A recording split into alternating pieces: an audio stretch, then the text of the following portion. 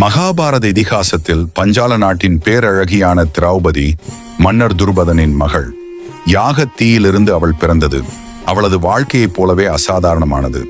திரௌபதியின் சுயம்வரம், அதாவது தனது கணவரை தேர்ந்தெடுக்கும் விழா, ஒரு முக்கியமான தருணம்.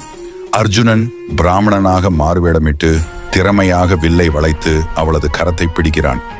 இருப்பினும் விதியின் திருப்பத்தால் அவள் 5 பாண்டவ சகோதரர்களுக்கும், யுதிஷ்டிரன், பீமன், அர்ஜுனன், நகுலன் மற்றும் சகாதேவன் மனைவியாகிறாள்.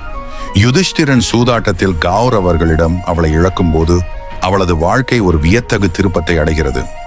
கௌரவர் அவையில் திரௌபதி அவமானப்படுத்தப்பட்டது ஒரு கொடூரமான காட்சி அவளது மீள்சக்தி மற்றும் கண்ணியத்தை வெளிப்படுத்துகிறது. திரௌபதியின் கதை வலிமை, தைரியம் மற்றும் அசைக்க முடியாத மன உறுதியின் கதை. அவள் பெண் சக்தியின் சின்னமாகவும் மகாபாரத போருக்கு ஒரு ஊக்கியாகவும் இருக்கிறாள்.